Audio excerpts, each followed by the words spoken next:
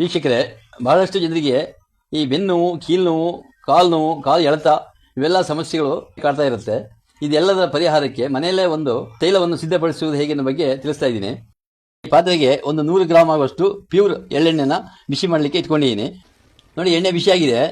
ಇದಕ್ಕೆ ಒಂದು 4-5 ಬೆಳ್ಳುಳ್ಳಿ ಹೆಸರು ಚೆನ್ನಾಗಿ ಜಜ್ಜಿ ಇಟ್ಕೊಂಡಿದ್ದೀನಿ. ಅದನ್ನು ಇದಕ್ಕೆ ಹಾಕೊಳ್ತಾ ಇದ್ದೀನಿ.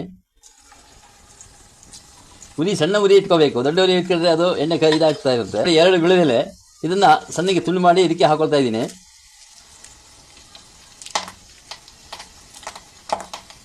ನೋಡಿ, ಈ ಬೆಳ್ಳುಳ್ಳಿ ಹೆಸರು ಮತ್ತು ಬೆಳೆದೆಲೆ ಚೆನ್ನಾಗಿ ಕಪ್ಪಾಗಬೇಕು. ಅದು ಚೆನ್ನಾಗಿ ಕಪ್ಪಾಗೋದವರೆಗೂ ನಾವು ಅದನ್ನು ಕಾಯಿಸ್ಕೋಬೇಕು. ಈಗ ನೋಡಿ, ಎಲೆ ಎಲ್ಲ ಬೆಳೆದೆಲೆ ಕಪ್ಪಾಗಿದೆ, ಬೆಳ್ಳುಳ್ಳಿ ಎಲ್ಲ ಕಪ್ಪಾಗಿದೆ ಚೆನ್ನಾಗಿ. ಇದಕ್ಕೆ ಒಂದು 1/4 ಚಮಚ ಆಗುವಷ್ಟು ಪಚ್ಚಕರ್ಪೂರ ಅದನ್ನು ಪುಡಿ ಮಾಡಿ ಇಟ್ಕೊಂಡಿದ್ದೀನಿ. ಅದನ್ನು ಹಾಕೊಳ್ತಾ ಇದ್ದೀನಿ. ಈ ಪಚ್ಚಕರ್ಪೂರನೂ ಅಷ್ಟೇ, ಇದು ಅಷ್ಟೇ, ನೀವು ನೋವು ನಿವಾರಕ ಇದು. ಇದೀಗ ಸಿದ್ಧ ಆಗಿದೆ. ಇದನ್ನೀಗ ಸೋಸ್ಕೋಬೇಕು ನಾವು. ಇದನ್ನೀಗ ನಾನು ಸೋಸ್ಕೊಳ್ತಾ ಇದ್ದೀನಿ. ತೈಲ ಸಿದ್ಧವಾಗಿದೆ. ಇದು ತಣ್ಣಗಾದ ಮೇಲೆ ಒಂದು ಗಾಜಿನ ಸೀಸೆಯಲ್ಲಿ ಹಾಕಿ ಇಟ್ಕೊಂಡು ನಮಗೆ ನೋವು ಎಲ್ಲಿ ಇದೆಯೋ ಆ ನೋವಿರೋ ಜಾಗಕ್ಕೆ ಈ ತೈಲವನ್ನು ಹಾಕಿ ಚೆನ್ನಾಗಿ ಮಸಾಜ್ ಮಾಡಿಕೊಂಡ್ರೆ ನೋವು ನಿವಾರಣೆ ಆಗುತ್ತೆ.